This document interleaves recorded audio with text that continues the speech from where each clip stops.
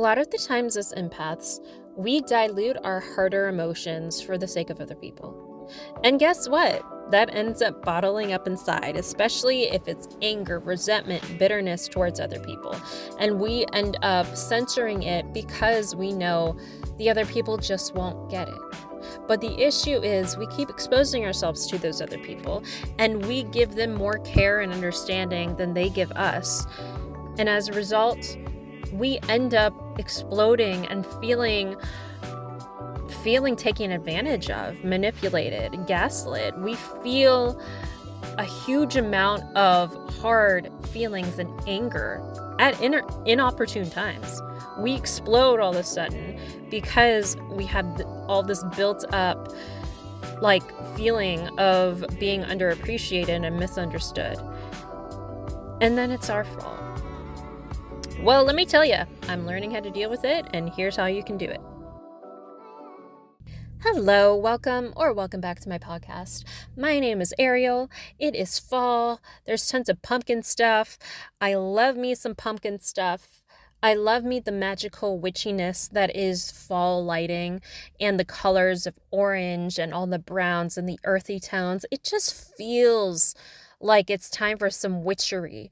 You know what I mean? Brewing some potions, like I'm in a mood. It's a vibe. I love it. Okay. But also I am angry. I am here to be angry. Okay. And as I sip on my pumpkin chai latte over here, which is lovely and the best thing Starbucks has made for fall. Although we are happy. We stan the PSL for being the OG, for being the, the game changer. Okay, anyway, so to put the fall stuff aside for a second, let's talk about anger. Let's talk about our deserved, very, very valid, and probably very necessary, very healthy anger. Bitch, I have been known in my family as the one who is the suplada. So in Tagalog, I think that means something like overacting, like overdramatic, kind of arrogant. Which is interesting because I've also been identified as the sort of really sensitive one, the very emotional one. I've had all these labels that basically are about she has emotions that she isn't masking. That is a problem. Hi, fellow empaths. Hi. And so I have ended up in this vicious cycle, family-wise, that, wow, has boiled over to friendships, to careers, to my career, to any interaction that I've had. They have often been like this. So in my family, I would often sit and try to understand more where my family's hard emotions were coming from. They didn't quite get it, but somehow I always did, despite always being the youngest. They'd be angry that, I don't know, that they didn't do something right. They would get a hit to their ego, all of these things, and I'd kind of be like, oh, it's okay, Mom, or it's okay, Dad, or we can try again. And they would be so frustrated that they showed any sort of quote unquote weakness. They mask it with no, I'm confident. It's that whole deal. And anytime I, in turn, had a hard issue, they would just be like, just be confident. Just be confident. And as much as that is sometimes a positive phrase, I don't think people understand what else entails confidence. It's also self-acceptance. It's knowing that you are feeling a hard emotion and you won't mask it and you will move through it. It doesn't mean mask it and make it go away. It doesn't mean forget your anger, forget your pain. It just means some sort of acceptance and knowing that you are okay, whatever you are feeling. But, my parents didn't fucking know that. So what they and the rest of the world really does is they'll tell you that anytime you are thinking more. You're thinking more deeply. You are slowly understanding what your pain is telling you. They'll be like, you're overthinking it. Like, if you don't understand it right this second, if you're not already super self-aware, can explain it perfectly, if you aren't already over it and confident, even though you're still going through it, you're probably overthinking it. You're not approaching it well, and it's a problem, and you're a problem. And that's all people do. They try to shut you up. And guess what? Me as a child would kind of see that, would go through it, right? And then I would have a little bit of processing time. Let's say maybe a couple minutes after, I would be like, wait, this is wrong. And then I turn around and I get very angry at my parents. And then this turned into a whole thing where it was like, oh, you're somewhat volatile, or like you're disrespectful and you're talking back. Sometimes it would be, I would speak up. Sometimes I would be rude. Sometimes I'd be yelly, But either way, what I was really doing was I was taking a second to listen to my feelings. And then I'd realize, like, oh no, I'm rejecting what they told me to do. And my body was trying to understand why it didn't sit well with it. So that's a key thing. My body knew on some level that something didn't feel right. And then it got angry because it was almost expelling. It was trying to get rid of whatever was trying to manipulate it, or whatever belief system it didn't agree with. So it's not necessarily manipulation, but it is sort of like someone is trying to project their belief systems onto you. And it takes you a second to realize how to stand up for yourself. And also, it's frustrating because it takes you a second to come back to yourself. And especially as an empath, we can be kind of overfocused. We can even leave our bodies and leave our consciousness when we are listening to other people.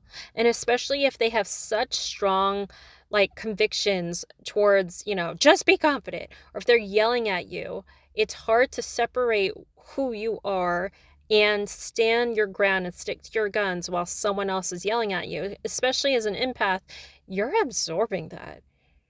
You are way too probably understanding of where they're coming from. And so that's why it took me a while. It took me a couple of minutes. I mean, maybe sometimes it's a day after, whatever the lag time is. It takes me a while to come back to myself and go, wait, that wasn't right. And guess what? That happens a lot. And that's those of us who realize after years that, wow, I've been gaslit my whole life. By my parents telling me to be one way, by my boyfriend, my ex-boyfriend, telling me that everything was fine when really they were an asshole, by workplaces telling me I wasn't working hard enough when in reality they just wanted to take advantage of me and my time and pay me less. There are so many situations where you realize things late. And so here's where I'm getting to the point, because all this stuff happens. But what happens is you get so angry to a point where all of your emotions come together. And you see this with celebrities. You see this with anyone who is angry first. I think there is this sort of stereotype now of the angry woman, where it's everyone thinks that she's just screaming about feminism now. That's every woman. Isn't it sad how after a point the Time's Up movement became annoying to men? It was God, everyone is yelling about how they were raped. That's so annoying. What was I supposed to do? I was supposed to calmly talk about how I have trauma. And I can only wait until I can calmly talk about it to ever do something about it. Because how dare I still have feelings about it, that I'm processing it, but I need to speak on it now before anything else happens. A lot of us have trouble being even and not reacting in emotion and volatility and anger, By a lot of us have trouble processing these things because we keep getting this feedback of other people telling us to do the opposite. It messes with your brain and it is dysregulating.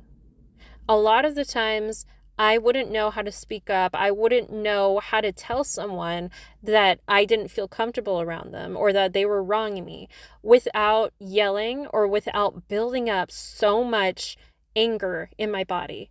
Like, I knew, even when it wasn't big things, like when I have friendships and I like in my teen years and I wasn't aware of all of this happening, but I'd be sitting with people who I didn't agree with and I could feel my body tensing up and also building up this anger and my body getting used to this feeling of it's gonna well up in anger and never be expressed because I was accustomed to not being around people who understood me. And so I became accustomed to not believing when my belief systems were right, or at least right for me. So right now, I mean, how many episodes of this podcast have I taken to complain about doctors, you know?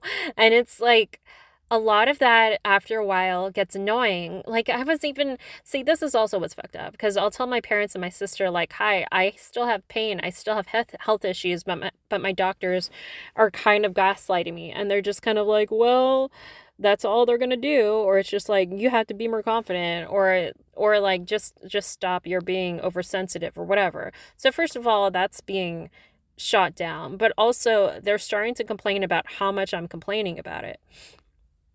And it's like, first of all, the question is, when are you allowed to be angry? Like, this is what I've started to do with friendships that I actually trust, but I don't know if I can do this with my family. But can I sit down and tell them, I'm going to be angry about something for maybe 15 minutes, and you're not going to tell me what to do about it. You're going to let me have emotions, and you're going to be nurturing about it. They're going to be like, what the fuck? What? Like, I'm going to be angry, and it's going to be valid. Can you do that? I don't know.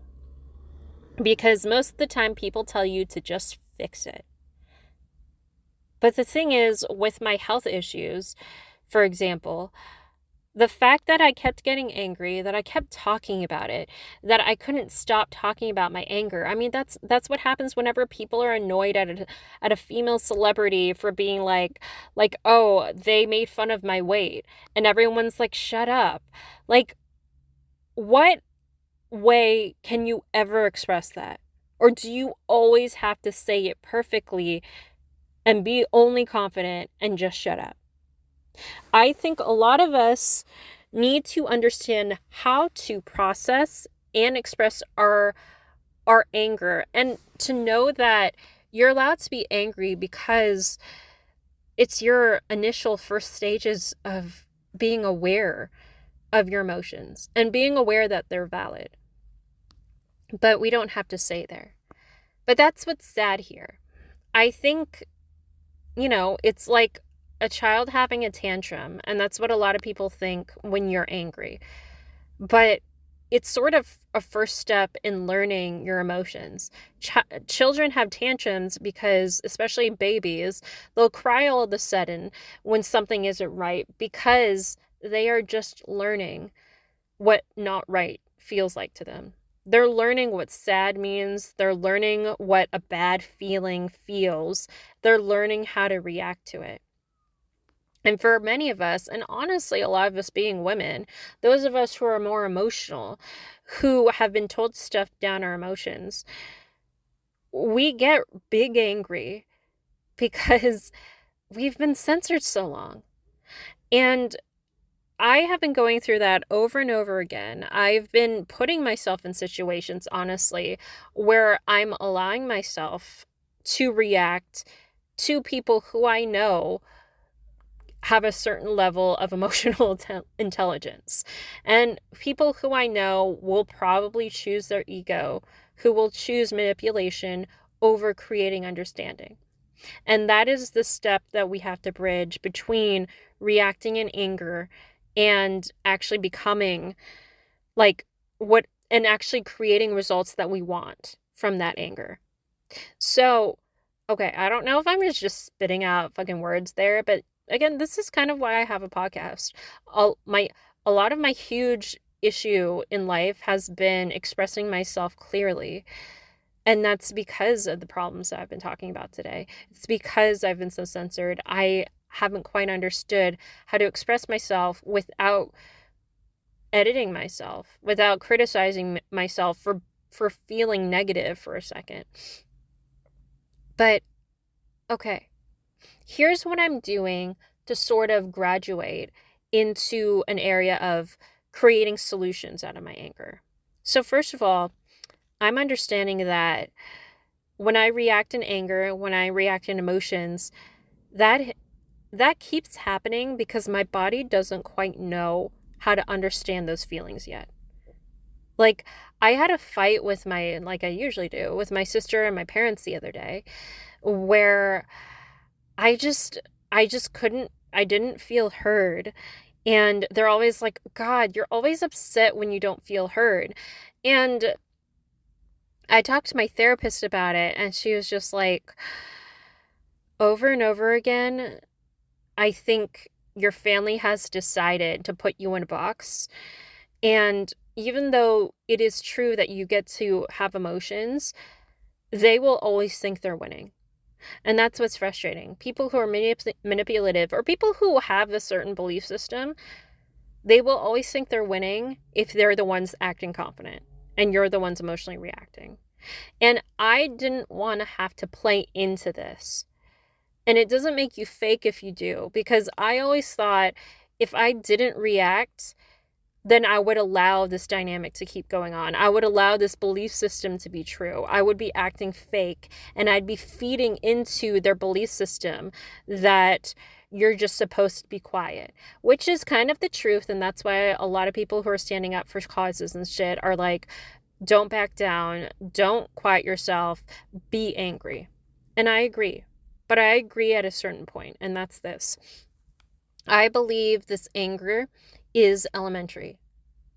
And again, it's okay to have it initially. It's okay because you're understanding that you are angry. What you have to do is take it and validate it and say, first of all, I'm allowed to be angry. And so I would suggest making it something for you first. If you're angry, then focus on you. Come back to yourself, because there's an emotion that your body needs to validate. And if over and over again you're seeing these other people aren't validating it, you take the time to validate it for yourself. Now, let's say you've sat and you've realized this is wrong. And so you're probably going to get a little bit more angry. You're going to sit there and probably research like what gaslighting is, or all the terrible things that are happening. And you're going to go, oh my God, yeah. Or this is terrible. Yeah, they're mean. And then you might go through this time of just generally hating people, having a lot of bitterness like I have. And what we don't want to do is build up an entire unhealthy belief system about, I hate all doctors because they're all gaslighters. While there's some truth to that, in that doctors have to act a certain way and they have a certain level of education, so they're going to be limited at a certain point. That is valid. But you cannot create a limiting belief based on, how you were treated, which is hard. But try to remember that since you're the one doing the work, you're the one that's going to win, So we're not going to assign a whole limiting belief based on our anger. However, we are going to keep validating for ourselves. And we don't that we have been wronged. And we're also going to say, and this is also what my therapist has told me to start doing, obviously, that we don't have to prove ourselves at all to other people. And what's sad is, because she was talking me through, my whole thing of, I don't want to play into their belief systems and satisfy them by quieting down, by not reacting. Because by reacting, I just kept wanting to tell them, like, this is wrong. And I'm going to basically get back at you because you need to know that this is wrong. And that's like, if you have an ex-boyfriend that like cheated on you and you keep yelling at them and you key their car and all this shit, and it's like, you need to know that you're a bitch and I'm going to make you feel bad. And it's like, I don't know, that's all still very elementary. That's still very beginner level of how you process emotions. The step beyond that, so that you can create solutions and you can move on with your life, is you learn how to not prove yourself, but you still put up a boundary. I mean, yeah, obviously everything is about boundaries, but okay, I was telling my therapist about this, and trying to break down, what do boundaries actually look like? Well, she said it also means boundaries with how you're using and expelling your own energy. Because we know that we can tell people, like, okay, I disagree with what you said and it makes me feel bad. And she told me to do that in these moments. And my my my reply to that was, what if I can't make myself do that? What if my energy is so focused on, like, they upset me? And she was like, there you go. See, you gave them so much energy.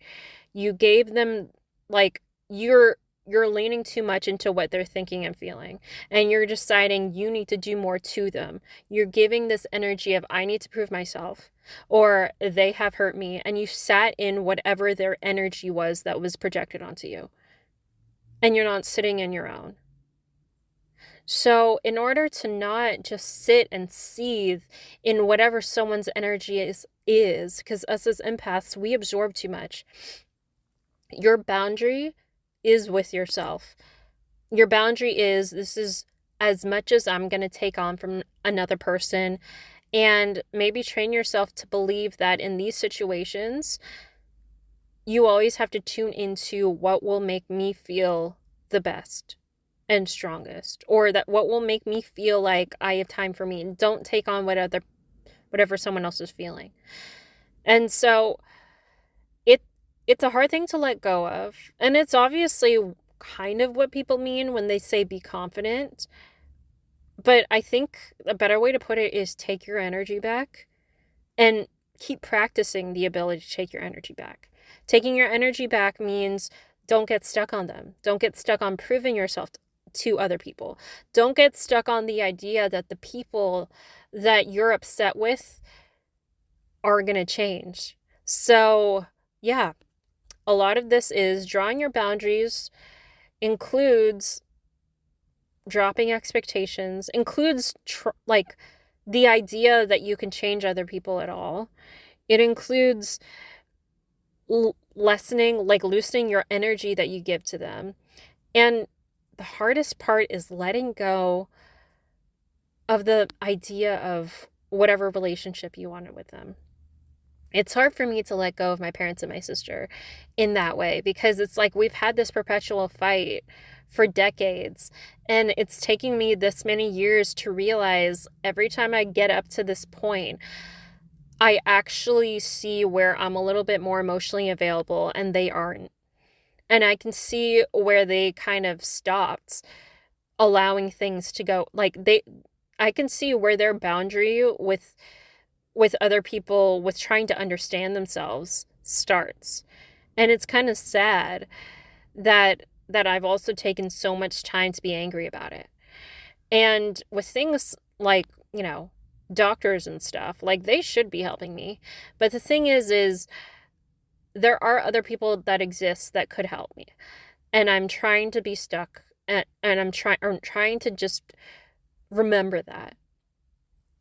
But yeah, as you bridge from anger to creating solutions, another thing is,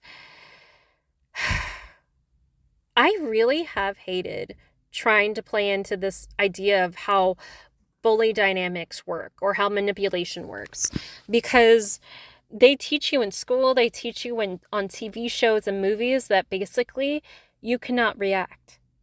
If you react to a bully, they win. If you react to whoever isn't, treating you well, they win. I don't know why that's so hard for me to try to understand, but it's just kind of like, I think it's more of, shouldn't I allow myself my emotions?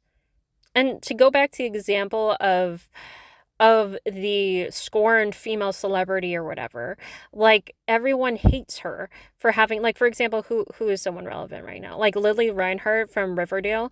Like, she's always just like, my mental health, this sucks. And there's so many people who are like, yeah, I relate to that. And there's so many people who are like, shut the fuck up, you are rich, nothing bad should be happening. And it's like, I understand, because after a while she has become the sort of campaign and spokesperson, but she's kind of saying the same things over and over again. In her case, it can kind of help because she has a platform, and at least sharing that helps other people. But I think she has done things to take the next step.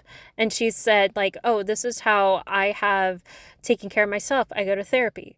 But another thing that would help is if she did decide to go, like, okay, and this is how I've decided to react to these people, instead of just reacting in anger. I don't know.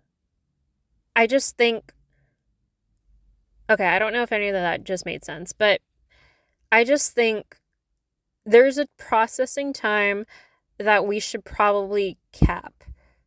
You're allowed your anger. And I think over time, you'll see that you might get re-triggered again, and you might understand a deeper level of your anger, and you're going to be re-angry about it. It'll open that up again.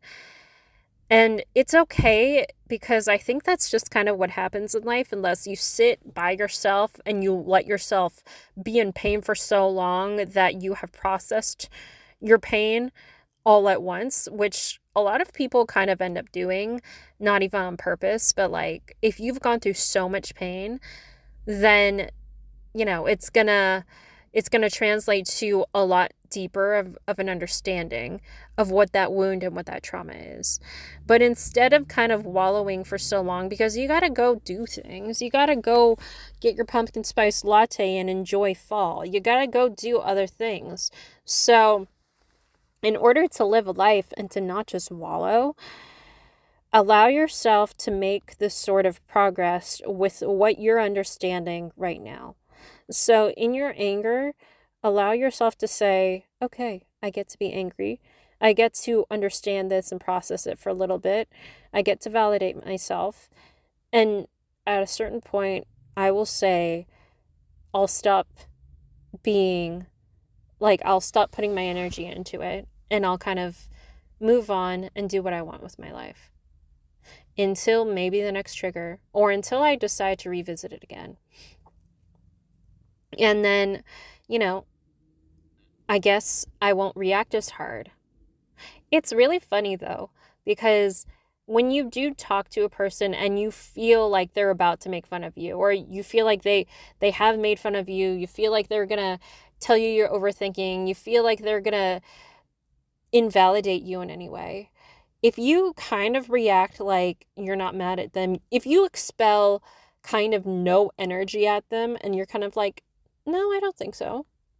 If you bring it back to yourself and you're like, I actually think that that's not that bad. So that is kind of what people mean by confidence. And it's hard to not react. I guess I'm going to work on what I think about this, and I'll kind of put it away for a second. But it's like this specific part of, like, I think I should be able to stand up for myself. And I think that's it enough. You get to stand up for yourself. Sometimes that's yelling, I guess. Sometimes that's a, I don't think so, I disagree. Sometimes that's a walk away. Whatever it is, you being confident and standing up for yourself is drawing that boundary with people. And you get to move on. And I guess I'm finally learning that lesson. Were there more things I wanted to say about this? I don't know. But, okay. Until next time, go be angry and then go have a life. Peace and love. Thanks and bye-bye.